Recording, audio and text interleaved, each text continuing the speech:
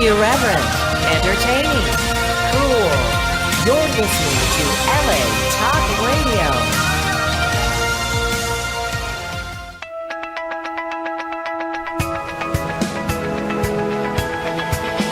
You're listening to Peace Fund Radio with Ethan Dettenmaier and Adrian Paul, right here on LA Talk Radio. Bada bing, bada boom. I want to sing a song. Ethan, I mean, come on. We're starting this one. I was waiting to see if you were going to say. Whether I was going to. You know that's not a possibility. It really doesn't. It wouldn't be pleasant. Let's put it like that. We'll just leave it alone. How are we doing today?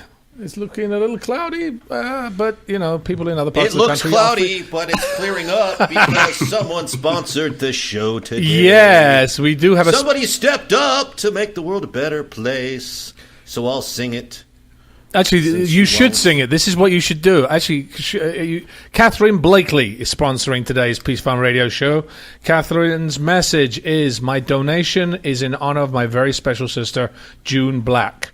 On February 16th, 2015, she selflessly donated one of her kidneys in order to save my life. I will be forever humbled and grateful for her wonderful gift. June, that is a fantastic thing for you to do, I think. And Catherine, I'm sure that you are very, very thankful for June's generosity. I mean, kidneys. John, you're actually going through some kidney stuff at the moment, aren't you? Yes, I was in the hospital with kidney stones last week. It was interesting. I went to the emergency room right about the time that we would have been recording the show. So severe abdominal pain, admitted for kidney stones. The next day they used this amazing device, lithotripsy, which shoots sound waves at the stone to break it into pieces. Basically, the stone was so big it would never have passed on its own. So they break it up with sound waves, and then you wait for the pieces to come out. And then yesterday they used this thing that looked like Darth Vader's fishing rod to go in and take out the stent that they put in my urethra. It's been a fun few days, guys. Oh, no. You know, the interesting thing is kidneys. We take them for granted, but they are our, what do they call it? Our sieve. I mean, they take out all the impurities in our body. And if we don't drink enough water, that's part of the reason that... And I don't, and I know I don't. Yeah, I mean, that's and so we, you know, when somebody, Drinking you know... this week. You do, so you drank lots this week, didn't you? I drink a lot of water. And when I don't, I kind of feel sluggish in a sense. And I think Catherine Blakely is very thankful. I don't know what your situation was there, Catherine, but June Black, thank you for doing that for your sister. I think that's an awesome gesture.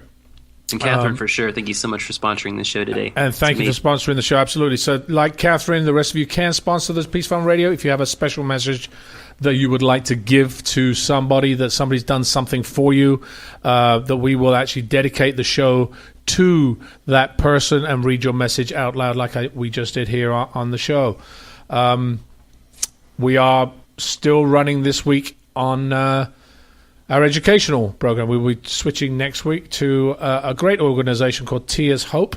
We will have the founder in the studio, who I just met this weekend, this week actually. And it's interesting. I think, you know, when you actually do a network, you start being able to help a lot more people because you all can help each other, which we have been successfully able to do with El Salvador. We are actually looking at shipping the books to El Salvador that we did with the Kimberly Moore Foundation, with their program of sending Lucci lights and creating light in homes, as well as libraries, with our donation of 5,500 books and counting right now to the organizations there that will set up a library in El Salvador for the kids there, as well as the computers, John, that we had donated. Yes, we were able to get some books from Harper and Maggie, ages 9 and 12, from booksinablanket.com. And also we were able to get some computers from the guys at rebootforyouth.org. Christopher Cow and his team were able to put together 13 laptops. And if you go to our blog, blog.thepeacefund.org, or latalkradio.com and look up the Peace Fund. You can find the archives there. And both of those groups were on our show in December. Christopher and Harper and Maggie. Great interviews talking about what they do, why they do it, and it's always a lot more fun to hear it from the kids telling their stories themselves. It's really, really great stuff, and we're so happy they were able to step up and deliver. Well, talking about interviews, last week we were actually live. Well, it was a recorded show live from the LAUSD program that we ran in the classrooms, handing out those Surfaces, Microsoft Surfaces that were donated to us, and then we created the program. The teachers were very excited, and actually, if you go onto our Facebook page, John, I believe we actually have one video, and we'll be putting on more of the kids receiving these laptops or these tablets that. Their faces, it was amazing to watch their faces light up, and it's not just 3 kids, it's a whole classroom of 20 kids, and then another 20, and then, so eventually it'll be hundreds, if not thousands of kids that this donation will actually benefit, and I'm really happy that went so well. So lots of great pictures too. Facebook.com, the Peace Fund, and Facebook.com, Peace Fund Radio for all of those photos and videos. And you can also go to Facebook.com/Reboot for Youth, and Christopher and his crew put together some pictures of Kimberly Moore and some really nice stuff of the kids receiving computers and things there. So too, it's definitely check that out. Yes, and we are going to continue our educational month here on Peace Fund Radio. And we're going to be talking about something that I think we wanted to get the entire gamut. Right now we're going to be talking about a fragmented system for checking the backgrounds of teachers, which leaves students at risk in our schools. Now, our teachers, on the majority of our teachers, they do a fantastic job teaching our kids. And they, even as we've taught before, they are there spending their own money sometimes to get books and materials for the kids in the classrooms because of the cut of spending in different schools around the country. Now, an investigation by the USA Today network found fundamental defects in the teacher screening systems that's used to ensure the safety of children in the nation's more than 13,000 school districts. In Georgia, officials revoked a teacher's license after finding he exchanged sexual texts and naked photos with a female student and was involved in physical altercation with 2 others. A Central Florida teacher's credentials were suspended after she was charged with battery for allegedly shoving and yelling at a 6-year-old student. In Texas, a middle school math teacher lost his job and teaching license after he was caught on camera allegedly trying to meet a teenage boy in a sting set up by NBC's nationally aired TV program To Catch a Predator. Now, of all these 3 teachers, found their way back to the front of the public school classroom simply by crossing state lines. Now, exactly. Background checks, the sharing of misconduct information are not consistent from state to state. In 11 states, background checks are primarily the responsibility of the school district or the school, not the state agency that issues the teaching license. Yeah, the thing is that we, as I said before, we are talking about a very, very, very small percentage of the nation's teaching staff.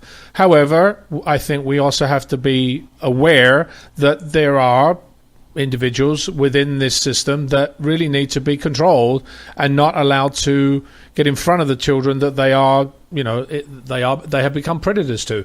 Over the course of a year, the USA Today network gathered the databases of certified teachers and disciplined teachers using the open records law of each of the 50 states. Now, the names of at least 9,000 educators disciplined by state officials are missing from a clearinghouse operated by the nonprofit National Association of State Directors of Teacher Education and Certification.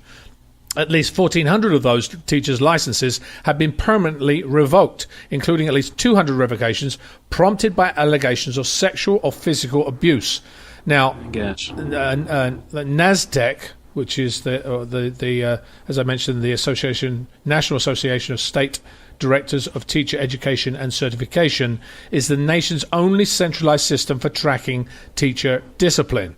And USA Today graded the each state's background checks policies and posted report cards. So how does your state stack up? And you can check it out. We'll have it on our website. You can check out the link. And you can tweet it to the governor. We'll repost this link on social media because we need to keep these teachers out of the classrooms. The problem is and I think possibly the other issue is that we also have a lack of teachers or good qualified teachers, and therefore keeping these teachers in the classrooms is swept under the carpet, if you like, in certain jurisdictions, because they need teachers in the classrooms, otherwise they have nobody to teach the kids. So it's a slightly tough thing to do, but the correct thing to do is to keep these teachers that have done these types of wrongdoings out of a classroom so that you keep our children safe. What do you think, Ethan? You ever had any issues about this in classrooms you know of? I mean, teachers going over the mark.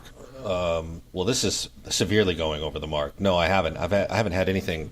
I haven't really experienced anything like this or heard too much firsthand or secondhand of this kind of a thing. I mean, I personally don't know how I'd react, actually. Well, I mean, if you saw, I mean, I had that discussion the other night with somebody and said, I mean, I don't mind an adult disciplining my child if I'm not there, because that's part of the thing. Disciplining them in saying, listen, you shouldn't be doing that because right. X and Y. But if they put their hands on my child, I would have a serious problem with that. That's not their duty to do, and nor should you be doing that to any child. It's funny because I actually spoke to my wife the other day about it. My daughter sometimes acts up. She's an angel most of the time, but she acts up like every child does. And when they're really young, you get so fed up, you just grab them and do. You can't do that eventually because you're now invading their space. When they're 6, 7 years old, they really have started to identify who they are, mm-hmm. and for you to then enforce your aggression on them is not necessarily a great thing to do. I mean, that said, I have a son that is pretty active, should we say. So, sometimes it is frustrating and you don't have time. It's actually interesting. When you don't have time for your children, you're more likely to do the wrong things in disciplining them. If you literally spent 2 minutes to sit down and talk to them, I think, especially my son is very, very active, very vocal, very active. If I turn around to him and say, you can't do that, he would just get angry with me. If I sit down and say, listen, the reason for you to do this is this and this and this, he thinks about it and the situation is averted. And therefore, you save yourself 15 minutes of angst by spending 2 minutes of actually trying to get down to their level and explain it to how they understand it. Remember, children, what we don't find important, or the kid goes, oh, you're my toy, it's this, I can't believe they did this. We find it funny. Well, for them, it's not funny. It's actually very, very important. Right. We don't look at it like that. So we have to really understand where a child is coming from. Very well said. Saving the arts in the public schools, one of the issues we've talked about before regarding the lack of funding, keeping arts in schools. I mean, I was actually talking with Bev Shahara the other day regarding adult comic books, not adult comic books, adult drawings. There's a new movement going on, which actually adult coloring books. That's it, adult coloring books. Thank you, John. I have friends my age who get together and have coloring parties and things. Right. They love it. Which and it's been proven medically to take away the stress from people by doing this. Now imagine if you're doing that with your children. The arts is an integral part of the development of every person, every human being on the planet. Those who have studied learning processes throughout the ages, beginning with Plato, have emphasized the importance of the arts in the educational process. And now it's being proven by this new wave of as you said, John, parties of adults actually doing coloring parties, if you like, that actually relieves their stress and actually takes them out and they feel calmer after they've done this. So imagine our children. The arts cannot be learned through occasional random exposure anymore than math or science can. Education and engagement in the fine arts are essential. It's an essential part of the school curriculum. Has to be. And there's a lot of data existing that overwhelmingly supports the belief that study and participation in the fine arts is a key component to improve learning throughout every academic area, in reducing school dropout rates, raising attendance, developing better team players, fostering a love for learning, improving greater student dignity, enhancing creativity, producing more prepared citizen for the workplace for tomorrow, can all be documented in studies held in many varied settings, from school campuses to corporate America, about the arts. We love facts on this show because a lot of the time we make statements, and I think, people say, well, that's just a general broad statement, etc. But the facts do not lie. And these are facts. There are a lot of them on this subject. And I wanted to sort of bring you some of them, as I mentioned earlier regarding the cut of funding. There's actually funds have been cut in more than 80% of U.S. school districts since 2008. The very first programs to go are often disciplines such as music, art, and foreign language. Now, as I've mentioned before, the foreign language allows you to stimulate the right and left cortex of the brain, which allows you to learn faster. So those of you that have children that are Spanish or French or Italian or Iranian or whatever, and teaching them that other language as well as English allows them a better chance of learning, because up until ages 10 or 11, when that cortex shuts down, the learning process is open and the child will suck up information, and it will allow them to learn much better later in life. Now, more than 1.3 million elementary schools fail today to get any music instruction, and the same is true for about 800,000 secondary school students. Wow. 800,000. Now, there's nearly 4 million elementary school students that do not get any visual art instruction at school. 4 million elementary school. That's a very key age, and that's why there are programs out there. We've had a lot of different musical organizations come on that supply extra school curriculum activities or programs to allow the children, whether it is musical instruments. Kimberly Moore ran a program regarding that a little while ago. And we did. We had a hero of the week named Ethan Cruikshank. His organization is Music to My Ears, Hanover. .org, and his organization, basically his school canceled the music program out from under him. He was learning his second instrument. He thought, well, what about the kids who never learned their first? So he got all of his fellow music students, music mentors, and teachers, people who had given him lessons over the years, and he put together this team of people who just give music lessons, and they've taught tons of kids all kinds of instruments to try to fill that void of what the school just wasn't able to offer. Ethan, I know your daughter is very big into drawing and creating new content. I mean, that really is something that she's passionate about, don't Yes, every day. And when did she start this sort of epiphany, if you like, of doing this stuff? Years ago when she was real young. I mean, she started with just drawings and pencils, and now she's graduated to buying canvases the size, like that are 4 by 8. How does she do in school? How's her attendance in school? Attendance is about 70 to 80%. Mm-hmm. But as long as her grades are good, I let her miss days on occasion if there's something special. There's a fact that basically says that students who study art are 4 times more likely to be recognized for academic achievement and 3 times more likely to be awarded for school attendance. That's why I actually asked. It's a fact that outlet that your daughter has allows a different creativity in them and allows them to be interested in the programs that they're going to learn from. Yeah, here's a really cool international fact. Arts and music education programs are mandatory in countries that rank consistently among the top countries for math and science test scores. Finland, Japan, Hungary, the Netherlands, all countries that we've heard about before in places where the variety of education is really pushed and celebrated. What were you going to say a minute ago, Ethan? You were talking about your daughter. You were going to... No, it was just something about the art, but it's okay. Well, what is the current state of art education in American schools? Well, public school usually includes a combination of dance, music, drama, theater, and visual arts classes, usually funded by federal, state, and local governments, but not all schools provide their students with art education.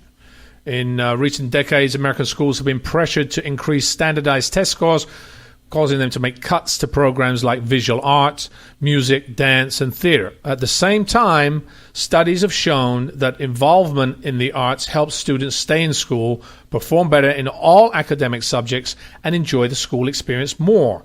How many times, and I had this with my nieces and nephews when they were growing up, and I'm sure my kids are going to do the same at some point. How's school doing? It's boring. What did you do today? Did you do some class? Was that fun? No, it was kind of boring. Okay. So what do you like? How about sports? Well, that's kind of boring. I'm like, okay, what's not boring? You know, really. I mean, really, find something that your child really likes.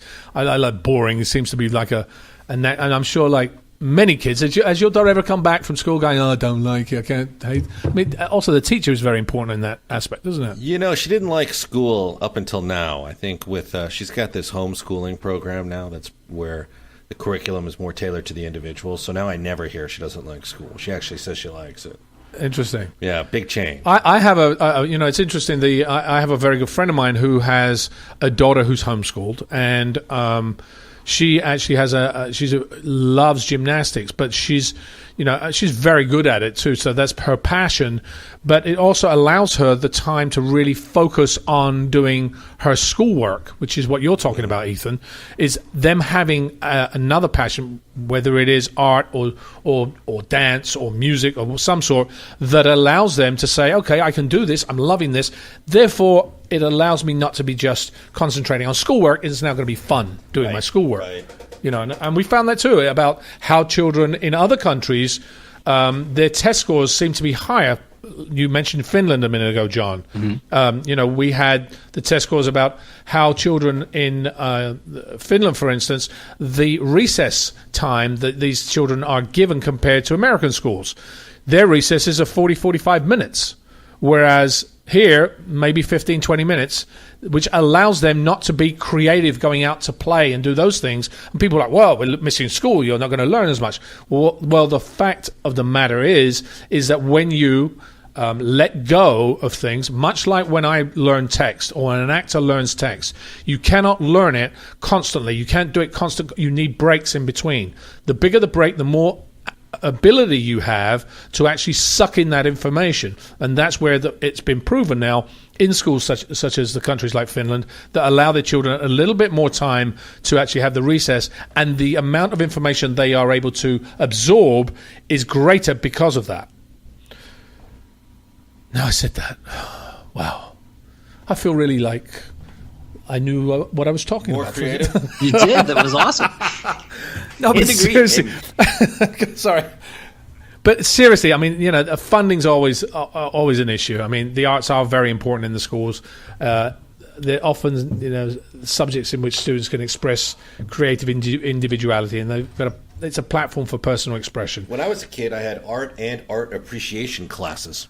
I had art too when I was a kid. I had art. I did a lot of different arts programs. I mean, I wasn't good at it, but it allowed me an outlet. You don't have to tell us that. We already know that part of it. But we did have art, and we had art appreciation, and I even had music. Did you have music when you were a kid? I had music. Actually, the funny thing was, when I think I was about 8 years old, I went into, I was about 9 years old.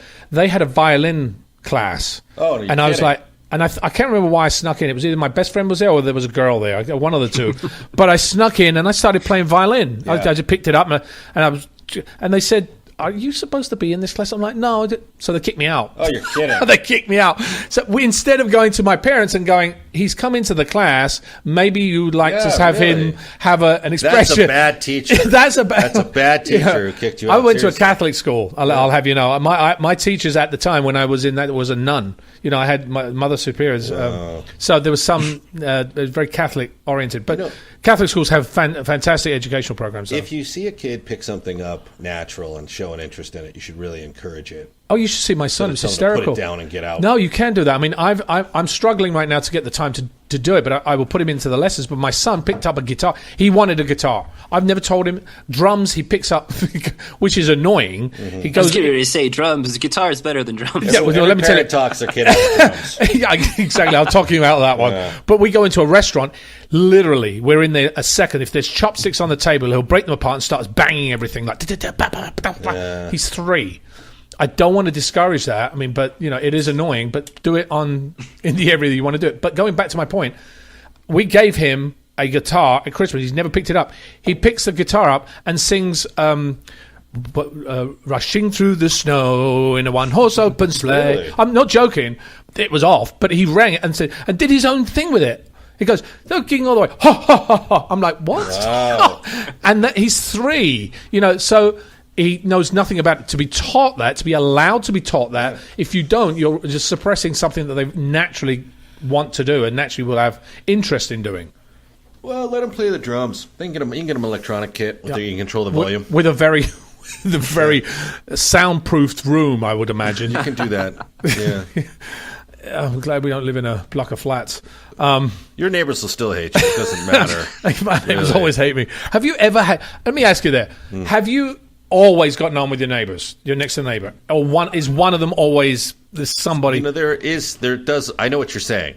I do get along with my neighbors pretty well, and I've always gotten along with my neighbors pretty well, but there is always the one There's neighbor. always one neighbor. That everyone is kind of unionized against. I think it's so funny. I may be the one neighbor. It's probably you. Maybe that's why I can't detect who maybe I'm the guy. But everyone seems to be pretty friendly towards me, so maybe they're just tolerating me. I don't know. But I do know what you're saying. There always is a neighbor. I've always had that ever since I was young. I remember we had, when I was really young, we're talking about I was 6 years old until we moved. One neighbor we really didn't get on with. Not get on with. In every neighborhood. It's every neighborhood that happens. It always seems to be the neighbor that doesn't have any respect for anyone else, who...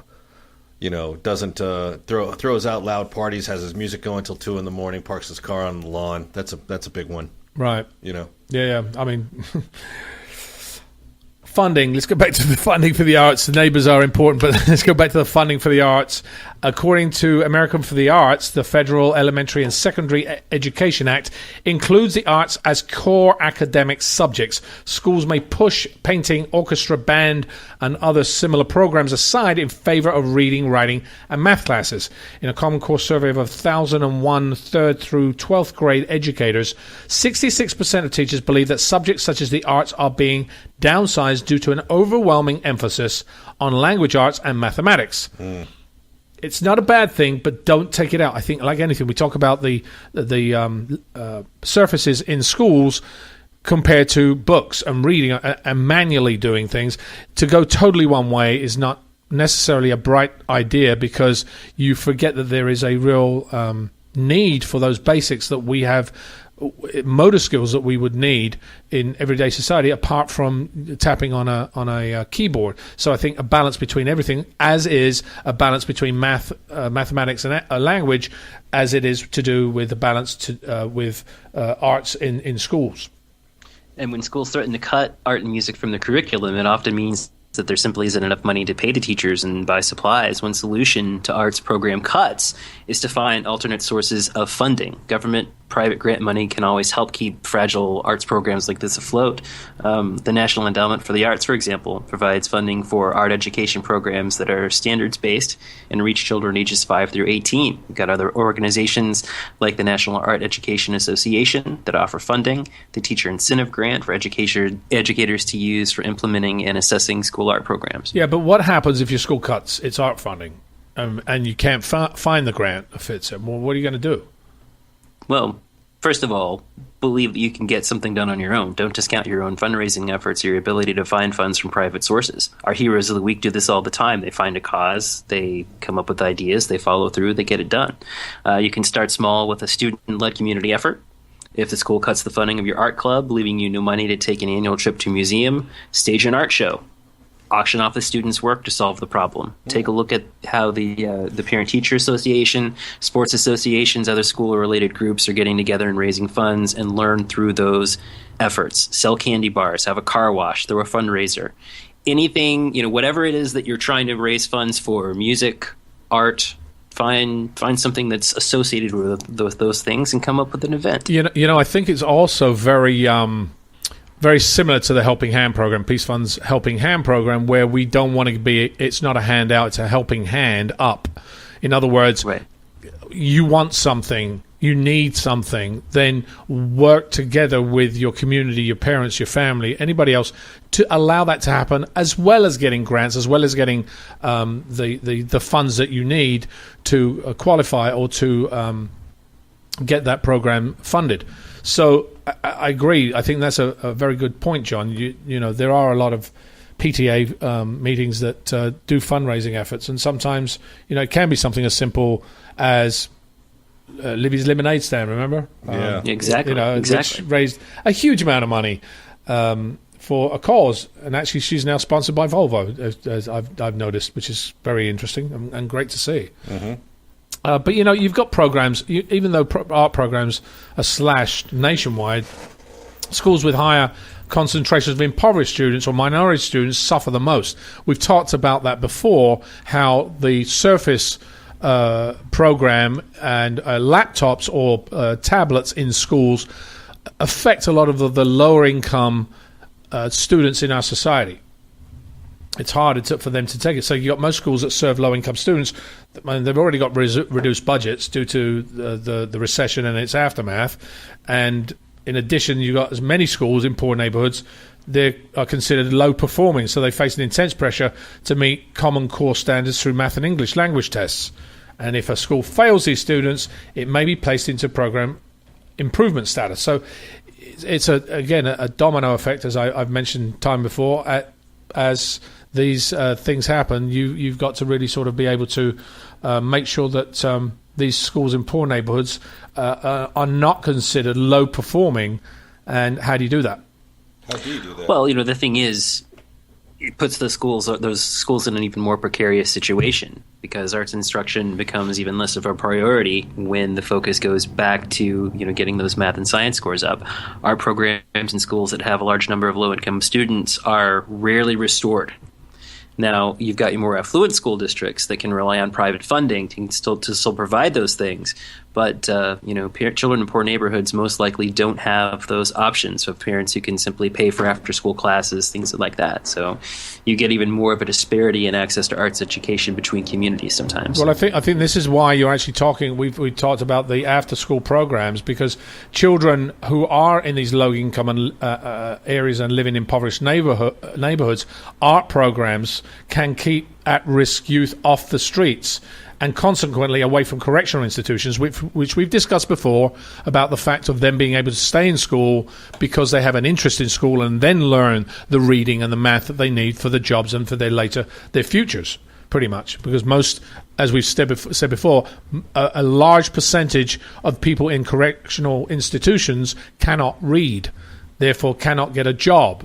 And as we said, that's, they then turn to all the other risks in life, such as bad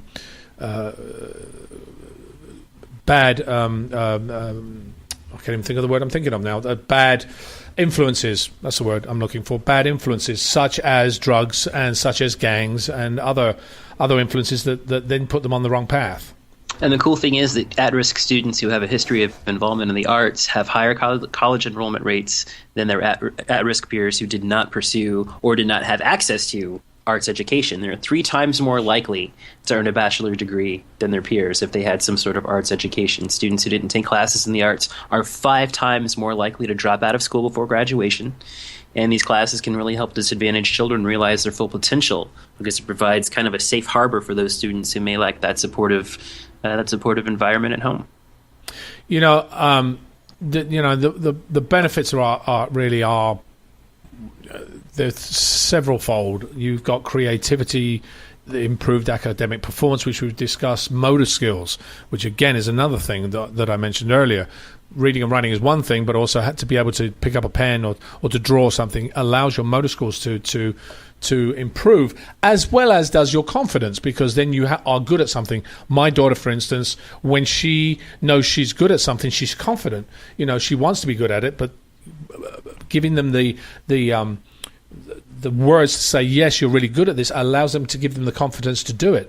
Visual learning is another aspect that kids are allowed to get with this, and decision making, perseverance, focus, collaboration, accountability. All these things are important when you deal with art in schools and being able to give an education in that field. John, I think yes. This week, let's just go to. I want to talk to you very quickly about. Do we have a hero of the week? I think we do this week, don't we? We do. Yes. It is time for Hero of the Week. I wish I had one of those drum rolls, John. We've got to get one of those jingles. You need to get your son. Somebody out there. Get my son. That'd be fun, wouldn't it? Yeah, we have a drummer. Record something. Well, we should get a drummer to somebody to get us the drum roll, or we should get some jingles on this show. But anyway, John, Hero of the Week. I'll make some phone calls. Please, would you? Anybody out there that want to give us a jingle, wants to throw us a jingle? We would love to hear about it. I will, and this is this Hero of the Week sort of ties in a little bit with the therapeutic qualities of art. One of our earliest heroes of the week was Jack Andreka, who was a Maryland teen who received 199 rejection letters from scientists who thought his idea for a cheap and effective test strip for pancreatic cancer was the dumbest thing they had ever heard.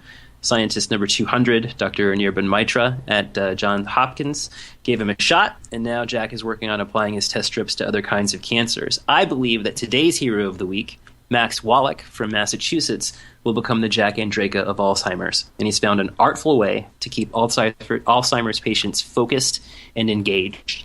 Max became familiar with Alzheimer's when his grandmother Gertrude came to live with Max and his family after her diagnosis. As Max told reporter John O'Rourke at the Boston University publication BU Today, "I remember one time my parents and grandparents had to leave the house, and they told her that she was going to watch me. But when they took me aside just before they left and said, 'You need to watch her,' and that's what happened. I was always looking out for her." Max even invented a granny booster step to help his grandmother get in and out of the family van. She always bragged about it to everyone she met. Even as Gertrude's ability to remember other family and friends faded, she always recognized Max. Now, as with many Alzheimer's patients, Gertrude spent a lot of time in the hospital, which meant that her constant companion Max did as well. He noticed that Alzheimer's patients frequently assembled puzzles. As Max explains, there's a high correlation between Alzheimer's disease and depression because patients don't feel like they can accomplish anything. Giving them that sense of achievement can help them remain functionally active. Soon after he realized this, Max's family's garage was overflowing with puzzles that he had collected. And after his grandmother passed away, when Max was just 10 years old, he launched his 501c3 charity Puzzles to Remember, which you can find at puzzlestoremember.org, to provide puzzles to facilities that care for people with Alzheimer's disease. Max also partnered with Springbok Puzzles in Missouri to design puzzle pieces that featured, according to Springbok's Steve Pack, pictures that were pleasing to an adult and weren't too difficult to complete. And just as Jack Andreka found a scientist who was willing to take a chance on his research, Max's benefactor has been Dr. Wendy Key, director of the Laboratory of Molecular Psychiatry at Boston University's Alzheimer's Disease Center. When Max was age 15, the minimum age for a person to work in a locked laboratory, and he had been writing letters to Dr. Key for years trying to get into the laboratory, and she said, "Max, you got to wait until you're 15. He did. He began working alongside Dr. Key as she studied how to help diagnose Alzheimer's via various biomarkers. Because of his partnership with Dr. Key, because of his passion to find a cure, Max was a sophomore at Boston University by age 16. A sophomore at the Alzheimer's Disease Center. It's unbelievable. And his teen years found him traveling across the United States, delivering presentations and speeches at Alzheimer's conferences. And you had this 15, 16-year-old kid going around and giving these incredible presentations about his research to experts, doctors. It's fantastic. Max also co-wrote a book which is called "Why Did Grandma Put Her Underwear in the Refrigerator?" It's written for children who are ages 4 to 9 to help explain what Alzheimer's is. So if you're out there, if you're listening, if you have a family member who has Alzheimer's, you're having trouble explaining what it is to your young children, and you're having trouble helping them understand what the disease is, you can order Max's book, which has also been published in German, Spanish, French, Italian, Polish, Norwegian, Chinese, and most recently, Japanese. And if you look up Puzzles to Remember on Facebook, you'll find that Max has created a wonderful community with articles and resources for caregivers and families of Alzheimer's patients. He also has lots of similar resources at puzzlestoremember.org, so check him out. Again, if you have a family member who has Alzheimer's, he's really created an incredible support group of ways to keep that family member active and engaged. To date, Max has distributed nearly 60,000 puzzles to nearly 3,500 Alzheimer's caregiving facilities in all 50 states and in many other countries: Canada, Mexico, England, France, Israel, South Africa, Colombia, Portugal, Australia.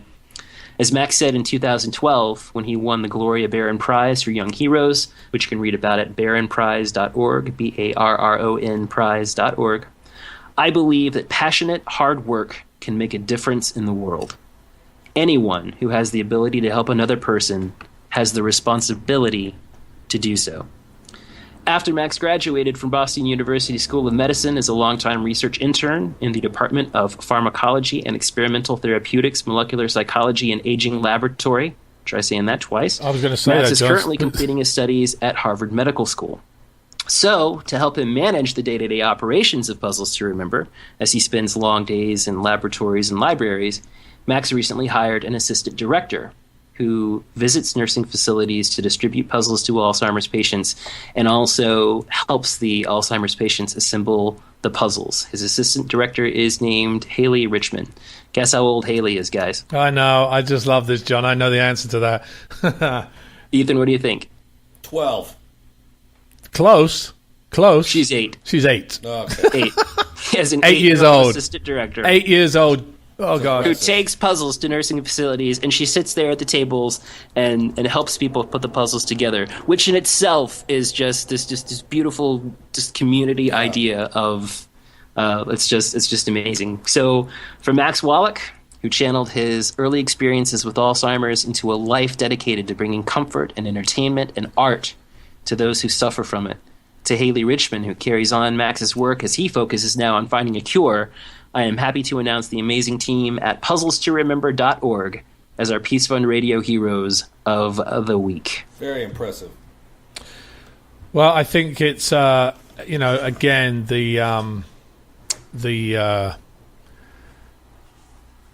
person, these young people who actually do this just astound me every week.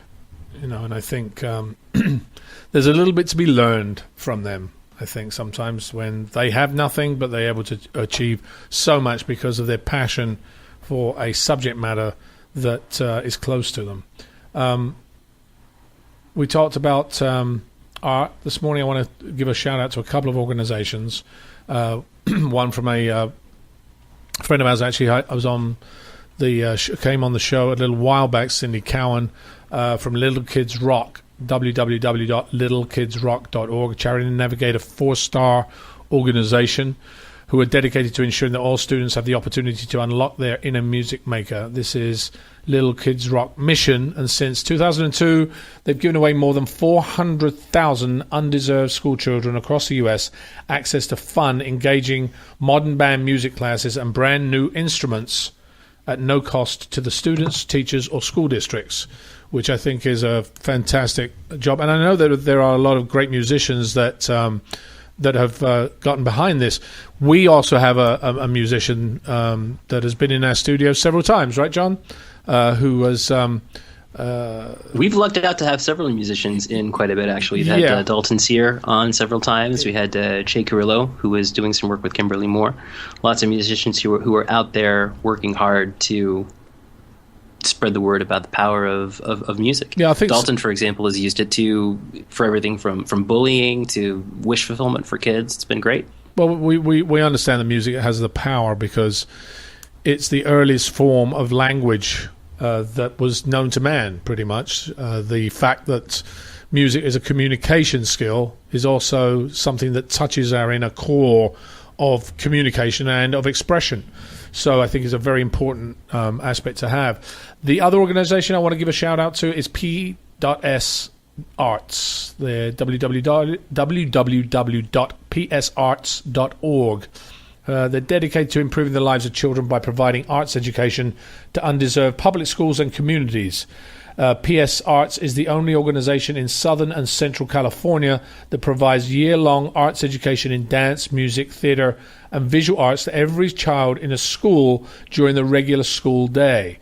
Without their programs, children in these underfunded school districts would not have access to the arts. So you can check them out at that email address, which we will have obviously on our Facebook pages and on our site with our blog, etc. coming up. So if you forget the email address, you can always find it there. Their web address, not their email address. We've talked so much about stuff this morning. I think the value and importance of arts and humanities in education and life is connected very deeply.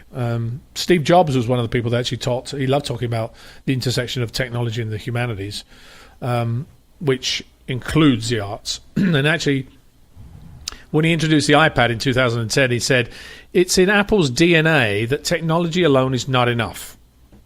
It's technology married with liberal arts, married with the humanities, that yields the results that make our hearts sing." How true that is. Albert Einstein studied piano and violin as a child, and when he was an adult, he said that music helped him think things through, and then we ended up with the theory of relativity, and the rest is history. Well, you've also got somebody that created amazing music for our listening pleasure, like Mozart, who was, wasn't he dyslexic? What was I can't remember what Mozart. What was it he had? It was the music. He was a genius, absolute genius. But he, socially, he was not. But it allowed him to express himself, and we over the centuries now have listened to Mozart. I mean, some of us obviously these days have not found it so much because classical music seems to have taken a little bit of a way underground. But it allows us a core, and for hundreds of years has given us the pleasure to listen to that genius that he created. Right. So we are 2 minutes away. Do we have any updates, John, before we have to jump off again?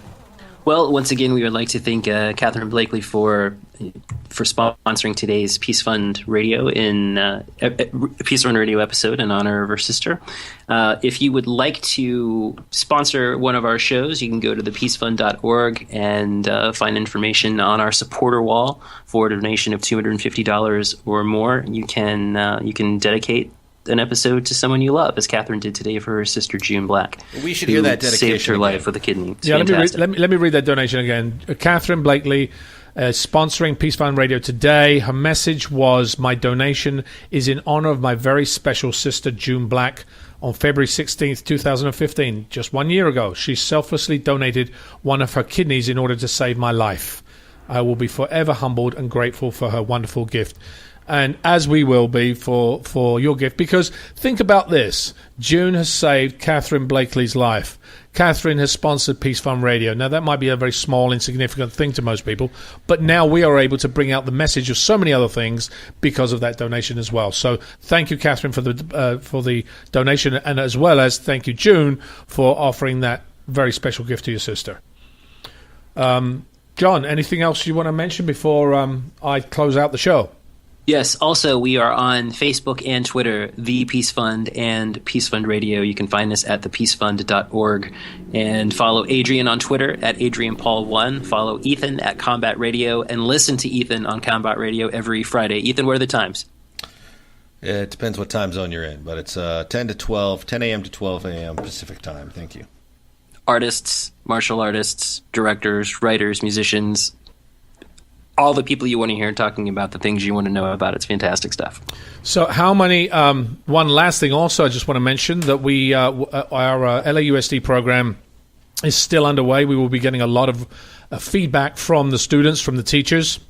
We will be having videos put up on our site to show you how that program went and how successful it is for those children that needed it. Our next program is going to be an interactive storytelling program. We now have a head of that program that will be taking celebrities such as myself and all the ones that Ethan's going to help us bring in. He didn't reply to that one, but anyway. I'm listening. But the interactive storytelling, we will bring in 10,000 children's books to schools in the Los Angeles district, and hopefully we'll continue that program, which is part of our School Makes a Difference program that we will eventually reestablish once we get the real foundation set up on it. I think the fact of actually allowing children to interact with books allows them to be much more interested in them, and therefore able get interested in reading them and participating in them rather than just give them the book. In our program, we actually allow the kids to act out the stories, and the celebrities will go in and read for them, and we will be handing out those books to them. So look out for that on our site, and we are going to be talking about that in the coming weeks. Again, I want to thank everybody out there, Ethan, for helping me put this show on, and John, obviously every week you're tireless in bringing us the Heroes of the Week. There are people behind the scenes. Always. Thank you, John. And Bev Shahara, who puts this show together for us, and all of you out there that have donated. As we said, if you want to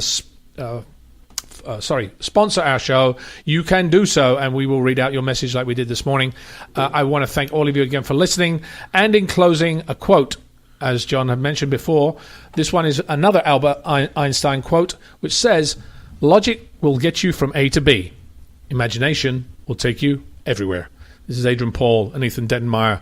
We'll see you next week.